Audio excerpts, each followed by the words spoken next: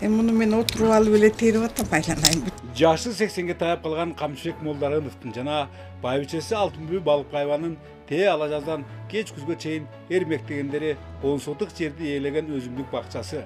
Анда картошка, помидор, бадыраңдан тарта жүгөрүгө чейин бар.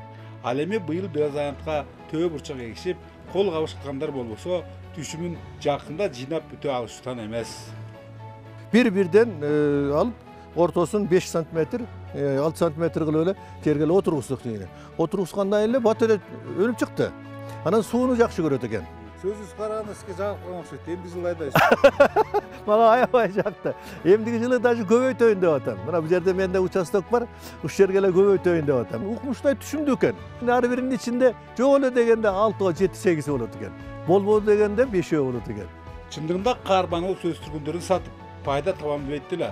Тек гана ар кандай витаминдерге бай төө бурчакты тамак ашка колдонуп, бала бакырасынын, небере чөбөлөрдүн ден соолуктарын бекемдөө кызыкчылыгын көздөйт. Бул фасолдун витамини күчтүү да. Бул балдарга берсе, балдарга каша бергенче фасоль берип койсо жакшы да. Анан бирке фасоль алып келип айдап көрсөк эле аябай чыгып түшүмү жакшы болду. Анан берип атам бала бакырага. Мунун железасы көп экен да. Витаминдүү болот экен. Берки күрүштү жегенче бул томолок болуп жакшы жейт экен балдар. Ошондой эле сөз болуп жаткан үй-бүлө тажрыйба иретинде жылуулукту өзгөчө сүйгөн жашча жемиштерди да айдоону болжошууда. Айтымдарында жер эч качан эр эмгегин жебейт. Эске салсак, Теңир Тоо жергесинде талашка мүнөздүү фасоль же төө бурчак мындан 7-8 жыл мурун тажрыйба иретинде айдалган. Бирок андан түшүм алынбай, эмгектин баары тек кеткен.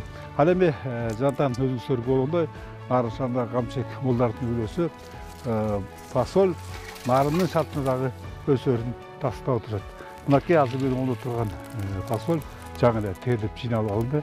Өзүңүздөр көрүп тургандай дандуулугу жагынан талаштыктан эч кем карышпайт.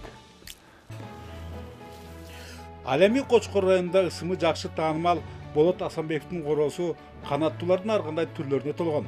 Айрыкча көпчүлүктү көбүн эсе жылуу аймактарды байырлаган төө куштар таңдандырат. Анчада бул каарманыбыз убактысынын көбүн тоо чөптөрүн чогултуп, алардан дары-дармек жасоого бөлөт. Бул ушул аркаротун уругу. Бул буюрса уругу бышты, мына чогултуп алдык, кургатып алдык. Эмди жылкыга тиккенге даярдайбыз мына. Бул болсо ушул жердеги эле карагат. Карагат мынакей муну атайы кургаткыч бар. Светке кошуп кургата турган.